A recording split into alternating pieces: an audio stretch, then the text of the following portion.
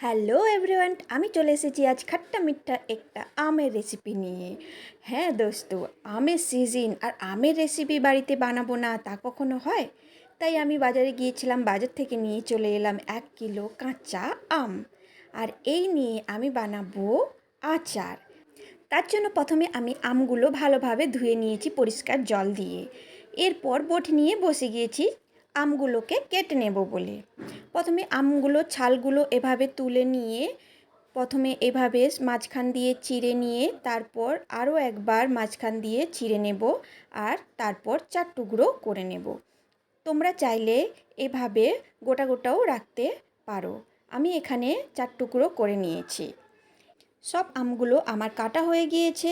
এরপর আমি জলের মধ্যে সামান্য একটু হলুদ দিয়ে 5 মিনিটের মতো আমগুলোকে হলুদ জলের মধ্যে রেখে দেব, যাতে করে আমের যে একটা কষ ভাব থাকে সেটা চলে যায়।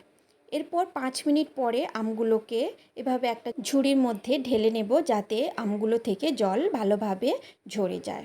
আমগুলো থেকে জল ঝরে গেলে তারপর আমি ওই আমগুলোতে 1 চামচ নুন, আধা চামচ হলুদ পাউডার দিয়ে ভালো করে মেখে তারপর 4 ঘন্টার জন্য আমি রোদে এগুলোকে শুকাতে দেব, যাতে আমের ভেতরে একদম জলের ভাবটা না থাকে। একদম শুকনো করে শুকাবো না আমি এখানে, মোটামুটি আম থেকে জলটা ভালোভাবে শুকিয়ে গেলেই হবে। দেখতেই পাচ্ছ আমি থালাতে করে আমগুলোকে রোদে দিয়েছিলাম, এই যে শুকিয়ে নিয়ে চলে এসেছি। আমি রেখেছিলাম 4 ঘন্টা রোদে।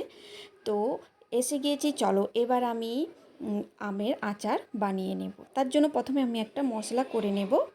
1 চামচ জিরে, গোটা জিরে, 1 চামচ 5 ফোড়ন আর 4টে শুকনো লঙ্কা দিয়ে ভালো করে একটু শুকনো কড়াতে ভেজে নেব। তারপর এগুলোকে গুঁড়ো করে রেখে দেব সাইডে। আমি জানি আমের সিজনে প্রত্যেকের ঘরে আমের কিছু না কিছু রেসিপি হয়েই থাকে। তো তোমরা কি বানালে কাঁচা আম দিয়ে আমাকে নিশ্চয়ই কমেন্ট করে জানিও। চলো, আমার ওগুলো ভাজা হয়ে গিয়েছে, তো আমি নামিয়ে নিয়েছি। আর একই কড়াতে 2 চামচ সরষের তেল দিলাম। তারপর 1 চামচ 5 ফোড়ন, দুটো শুকনো লঙ্কাকে ছিঁড়ে এভাবে দিয়ে দিলাম। ওগুলো একটু ভাজা ভাজা হয়ে গেলে ওই শুকিয়ে রাখা আমগুলো দিয়ে দেব এবং তেলের সঙ্গে কিছুক্ষণ ভাজবো আমি। কিছুক্ষণ নাড়াচাড়া করার পরে তো এর মধ্যে দিয়ে দেব আমি চিনি। আমি এখানে 1 কিলো আম নিয়েছিলাম আর আমার চিনি লেগেছে প্রায় 500-র মতো।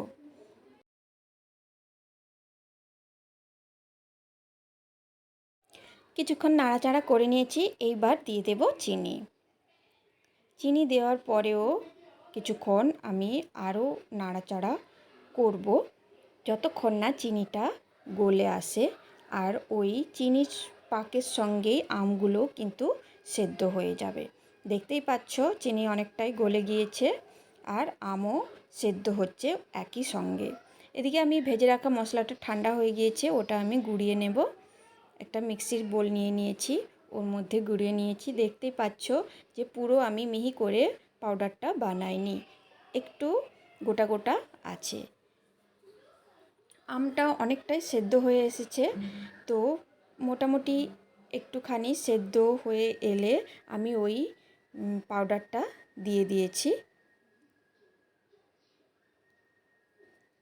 ব্যাস, আর কিছুই করতে হবে না, ওইটা একটু নাড়াচাড়া করে নেব। আর সব শেষে এর ওপর দিয়ে অল্প একটু বিট লবণ ছড়িয়ে নেব, যাতে মিষ্টি স্বাদটা বজায় থাকে, একটা খাট্টা মিঠা স্বাদ আসে।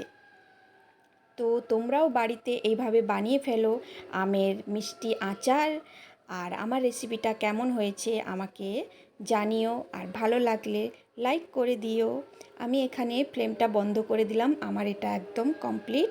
এরপর ঠান্ডা হলে আমি একটা কাঁচের শিশিরে ঢেলে নেব। ভিডিওটা এতটাই ছিল, আবার ফিরে আসবো এক নতুন ভিডিও নিয়ে। Bye bye.